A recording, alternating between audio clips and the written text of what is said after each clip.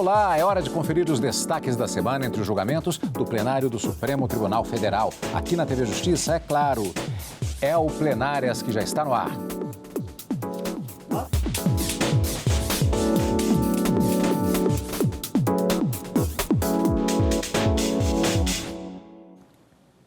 Hoje, com os principais momentos das sessões dos dias 22 e 23 de março de 2023.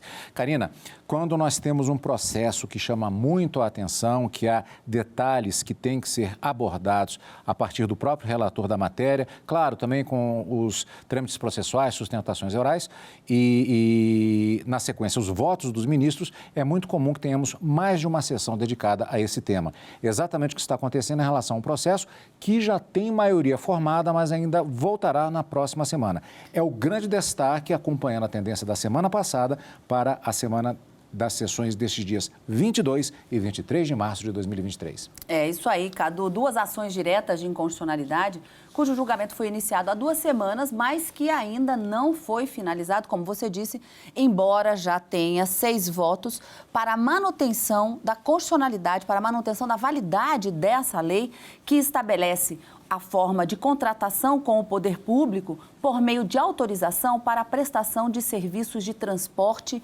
terrestre, rodoviário, um serviço público e que não necessitaria de licitação para a sua outorga, vamos dizer assim, por meio de autorização. A grande discussão é saber se isso fere ou não um princípio constitucional que é o dever de licitar quando há prestação de serviços públicos. Nós temos já 6 votos acompanhando, 5 votos acompanhando o relator, e aí totalizando 6, no sentido de que a própria Constituição teria autorizado a União a contratar por essa forma de autorização, mais simples, sem a necessidade de licitação, porque isso privilegia, de uma certa forma, a competitividade e a abertura para o setor, proporcionando um benefício muito maior aos consumidores, e 2 votos apenas, ministro Edson Fachin, ministro Ricardo Lewandowski, que acabou votando nessa semana também, entendendo que a norma fere a Constituição e que, como se trata de serviço público, o dever de licitar é obrigatório e que essa omissão administrativa, disse o ministro Edson Fachin, ao abrir a divergência, levaria a uma insegurança jurídica e que, por esse motivo, deve também ser declarada inconstitucional.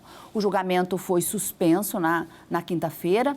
A ministra Carmen Lúcia, por razões técnicas, ela estava por meio de videoconferência, ela não pôde votar. A ministra Rosa Weber suspendeu o julgamento para aguardar o momento em que a ministra Carmen Lúcia possa votar e ela também, presidente, que ainda não fez, possa votar e concluir definitivamente esse julgamento. Então, até agora, nós temos já 6 votos pela manutenção e a possibilidade de se contratar com o poder público para a prestação desse tipo de serviço por meio de autorização, sem a necessidade de realização de procedimento licitatório, contra 2 votos que entendem que o procedimento de licitação é inafastável. Então, vamos aguardar quando esse julgamento retorna ao plenário.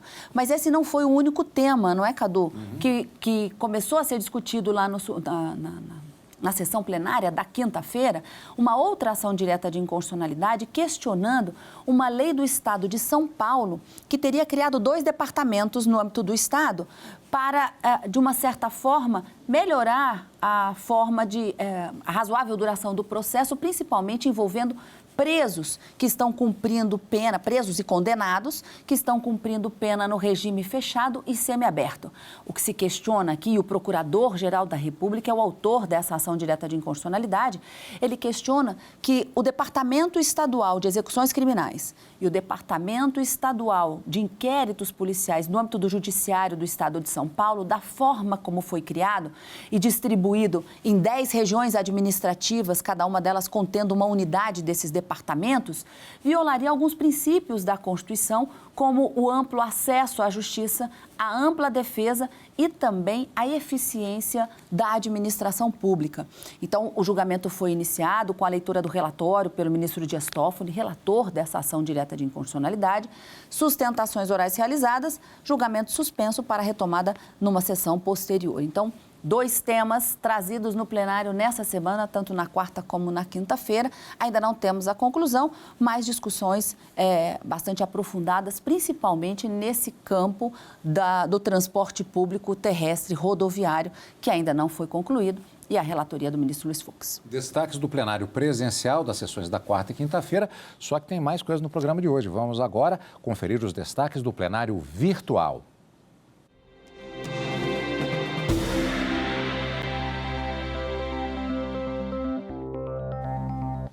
Em julgamento no plenário virtual, os ministros do STF já formaram maioria contra a preferência a promotores de justiça de São Paulo em concursos de promoção do MP.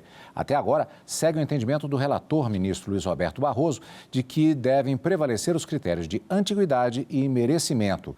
Reportagem de Renato Rosa. A ação questiona trechos da Lei Orgânica do Ministério Público de São Paulo de 1993 e foi apresentada ao Supremo em 1995 pelo então Procurador-Geral da República, Aristide Junqueira. Ele explicou que a Constituição estabelece os critérios de antiguidade e merecimento para a promoção de magistrados e membros do Ministério Público. De acordo com o voto do relator, ministro Luiz Roberto Barroso, o critério de preferência desrespeita a antiguidade e o merecimento em promoções. Por outro lado, ressaltou que a preferência é justificada para concursos de remoção, pois prioriza a continuidade do serviço e a utilização da experiência daqueles que já desempenhavam determinadas atribuições. O caso está no plenário virtual do Supremo. O julgamento termina na próxima sexta-feira. Até agora, a maioria dos ministros votou de acordo com o entendimento do relator. Formou maioria para declarar a inconstitucionalidade da preferência em concursos de promoção do Ministério Público de São Paulo e validou o mesmo critério de preferência só para concursos de remoção de cargos específicos. Também reconheceu a competência privativa do Procurador-Geral de Justiça Estadual para ajuizar ação civil pública contra determinadas autoridades. Também em decisão no plenário virtual, o Supremo decidiu que é inconstitucional a multa aplicada ao contribuinte que teve o pedido de compensação tributária não homologado pela Receita Federal. A reportagem é de Marta Ferreira. Toda vez que um contribuinte paga um tributo a mais, ele tem o direito de pedir a compensação. A Receita Federal tem 5 anos para homologar esse pedido. Se o pedido de ressarcimento ou homologação de compensação tributária for negado, aí é cobrada uma multa de 50% sobre o valor em causa. Essa multa acabou sendo questionada. A discussão começou no Tribunal Regional Federal da 4ª Região, que invalidou a multa por entender que a cobrança não está de acordo com a Constituição. A União, então, recorreu ao Supremo, alegando que o objetivo dessa multa seria evitar condutas abusivas. 2 processos sobre o tema foram julgados no plenário virtual. Uma ação direta de inconstitucionalidade de relatoria do ministro Gilmar Mendes e um recurso extraordinário com repercussão geral de relatoria do ministro Edson Fachin. O julgamento dos 2 processos terminou na sexta-feira. No caso do recurso, o ministro Edson Fachin manteve a decisão do TRF da 4ª Região de que a multa é inconstitucional porque a mera não homologação de compensação tributária não consiste em ato ilícito com aptidão para ensejar sanção tributária. Para Fachin, essa multa automática viola o direito de petição do contribuinte. O ministro Alexandre de Moraes acompanhou o voto com ressalvas. Os demais ministros acompanharam integralmente o voto do relator. No outro julgamento, o ministro Gilmar Mendes, relator da ADI, também seguiu a mesma linha a favor do contribuinte. Para ele, a norma questionada tem como efeito colateral inibir os contribuintes de boa-fé de exercer o direito subjetivo de compensação na forma prevista em lei. O único a divergir foi o ministro Alexandre de Moraes. Conferido também em reportagem de Marta Ferreira, a lei de Mato Grosso que regula a profissão de despachante é inconstitucional. Decisão do Supremo em plenário virtual. O despachante é aquele profissional que lida com burocracias, ajudando com a solução de problemas, como emissão de documentos, licenças, entre outros. Atualmente existem 3 tipos de despachantes: aduaneiro, documentalista e de trânsito. Em março de 2021, o Procurador-Geral da República, Augusto Aras, ajuizou no Supremo Tribunal Federal 10 ações contra normas estaduais e do Distrito Federal que regulamentam a profissão de despachante. O argumento é de que as leis invadem a competência privativa da União para legislar sobre direito do trabalho, trânsito e transporte e condições para o exercício de profissão. Um dos processos questiona uma lei de Mato Grosso. O relator é o ministro Dias Toffoli, que acolheu o pedido do Procurador-Geral da República e julgou a lei inválida. O entendimento é de que a norma estadual invadiu a competência privativa da União. Outras 8 ações sobre o mesmo tema também já foram julgadas. Em todas, os ministros, por unanimidade, julgaram as normas inconstitucionais. A 10ª ação questiona a lei semelhante do Paraná, mas o julgamento ainda não foi concluído. Encerrando os destaques do plenário virtual, os ministros do STF decidiram invalidar mais uma lei estadual que proibia a destruição de bens apreendidos em operações ambientais. Desta vez foi uma norma de Rondônia e a reportagem é de Renato Rosa. A ação foi apresentada pela Procuradoria-Geral da República. A PGR questionou a lei de Rondônia, que proibia órgãos ambientais e a Polícia Militar de destruir bens particulares apreendidos em operações e fiscalizações ambientais. Por unanimidade, o Supremo declarou que a lei de Rondônia é inconstitucional e incompatível com as normas gerais sobre proteção do meio ambiente editadas pela União. O julgamento foi no plenário virtual. Em sessão anterior, o plenário decidiu de forma semelhante em relação à lei de outro estado, Roraima. Desta vez, o relator, ministro Gilmar Mendes, explicou que a União e os estados têm competência concorrente para legislar sobre proteção do meio ambiente. À União, cabe estabelecer as normas gerais e os estados e o Distrito Federal podem suplementar a legislação federal, com base nas peculiaridades regionais. Nesse sentido, a Lei de Crimes Ambientais de 1998 prevê as sanções de apreensão e destruição de produtos e instrumentos de infrações ambientais. Esses dispositivos foram regulamentados por decreto em 2008, que disciplinou a atuação do agente responsável pelas medidas. Gilmar Mendes verificou ainda que, ao impor a destinação dos produtos e instrumentos apreendidos, o Estado invadiu competência privativa da União para legislar sobre matéria de direito penal e processual penal. Assim, para o relator, a Lei de Rondônia do ano passado é incompatível com as diretrizes da legislação nacional.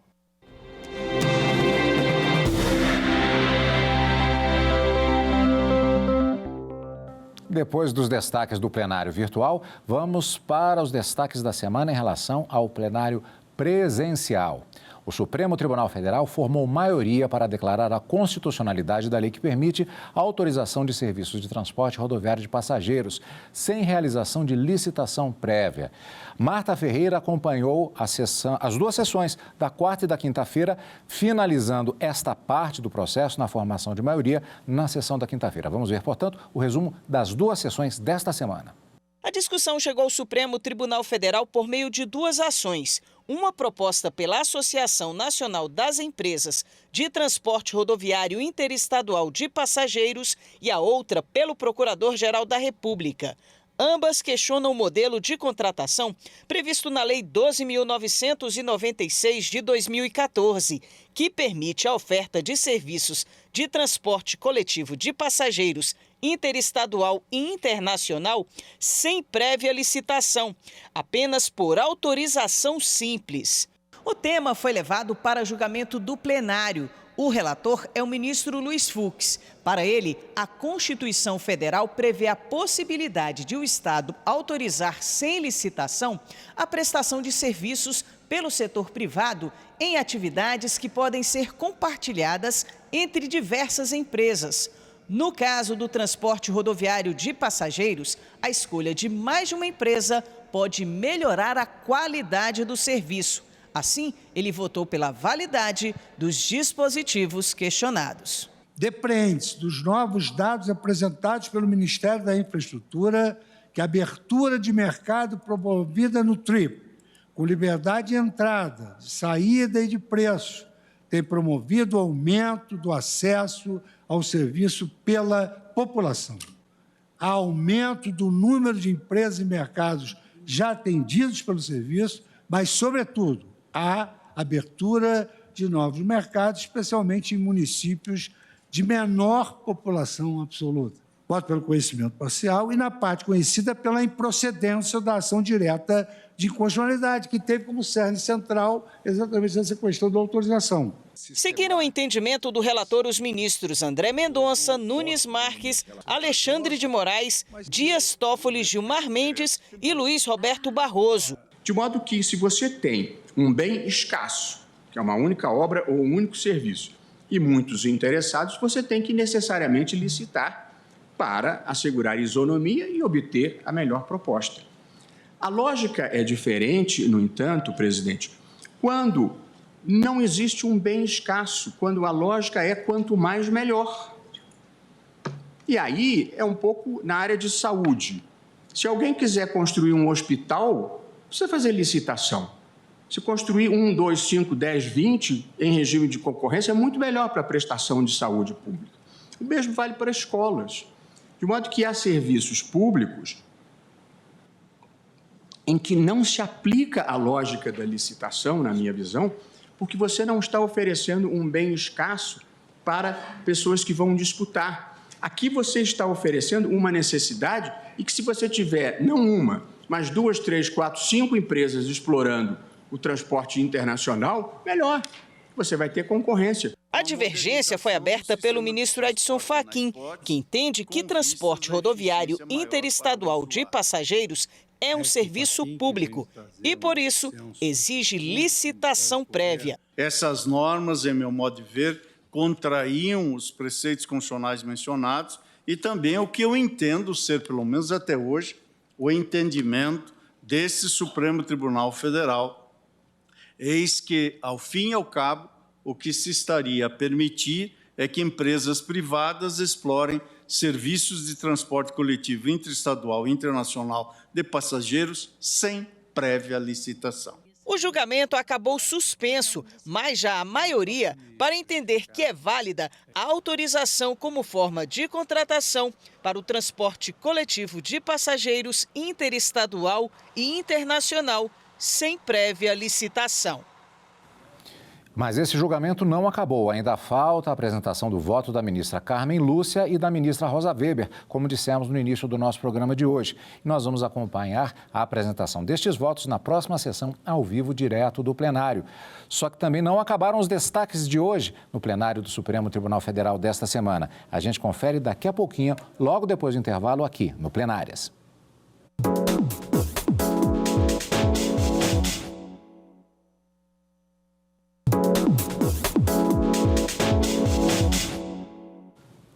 Estamos de volta com o Plenárias e os destaques da semana no plenário do Supremo Tribunal Federal. Karina, vimos no bloco anterior justamente o resumo, na verdade, do julgamento que é iniciado na semana anterior. Ele prossegue, já há uma maioria formada, como vimos, e vamos continuar acompanhando. Só que na sessão dessa quinta-feira, quando houve esse momento de suspensão do processo, foi chamado também um outro processo que já teve o julgamento iniciado, de relatoria do ministro Dias Toffoli, que trata também de questão ligada ao Judiciário de São Paulo. Do que é que se trata, Karina? Trata-se de uma lei do Estado de São Paulo que teria criado 2 departamentos, como a gente disse no início do nosso programa hoje, o Departamento de Execuções Criminais e o Departamento de Inquérito, Departamento Estadual de Inquéritos Policiais no âmbito do Judiciário do Estado de São Paulo. O Procurador-Geral da República é o autor dessa ação e questiona o fato de que esses departamentos estarem localizados em apenas algumas comarcas, aquelas comarcas em que há um maior número ou volume de processos, porque Existe no estado de São Paulo uma divisão em 10 regiões administrativas. E, de acordo com essa legislação, em cada uma dessas 10 regiões administrativas haveria uma unidade desses departamentos.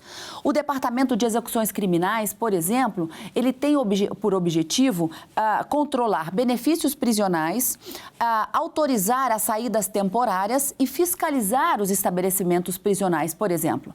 Mas o Procurador-Geral da República entende e argumenta nessa ação direta de inconstitucionalidade que o fato de haverem poucas localidades em que esses departamentos se encontrem dificulta o acesso à justiça, à ampla defesa e também à eficiência da administração pública.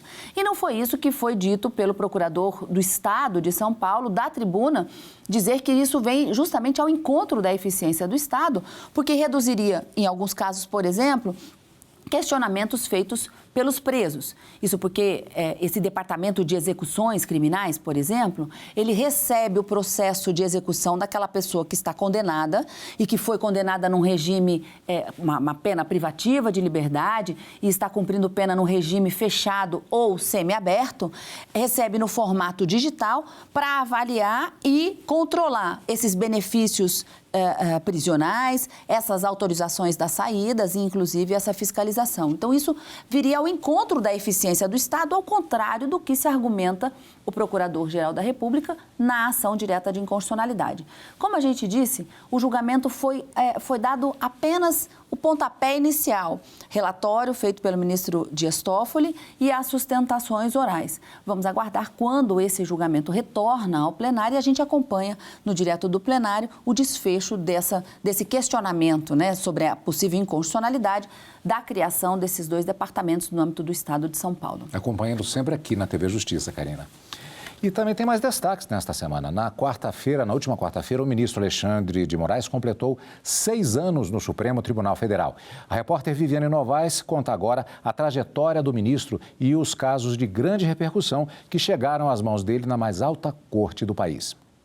O paulistano Alexandre de Moraes se tornou ministro da Suprema Corte aos 48 anos e ocupou a vaga deixada pelo ministro Teori Zavascki. Ele se formou em Direito em 1990 pela Faculdade do Largo de São Francisco, em São Paulo. Antes de chegar ao STF, Alexandre de Moraes ocupou diversos cargos públicos. Foi, por exemplo, secretário de Segurança Pública do Estado de São Paulo e ministro da Justiça. Também trabalhou como advogado na área de direito público e como promotor de justiça.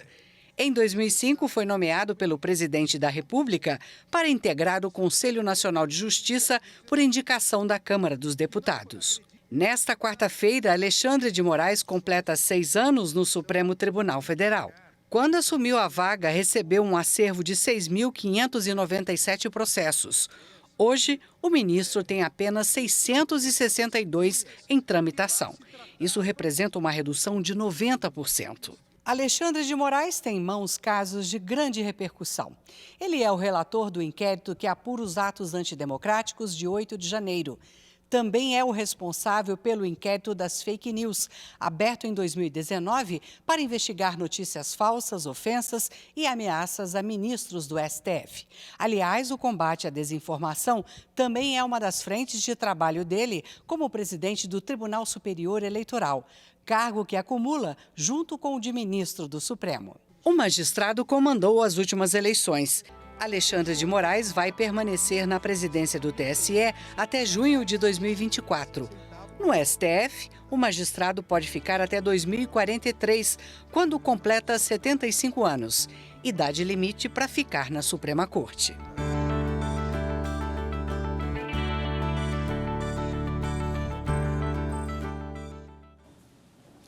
E o Supremo Tribunal Federal realizou nesta semana a solenidade de fixação das fotos dos últimos 3 presidentes da Corte, ministros Carmen Lúcia, Dias Toffoli e Luiz Fux. A reportagem é de Carolina Chaves.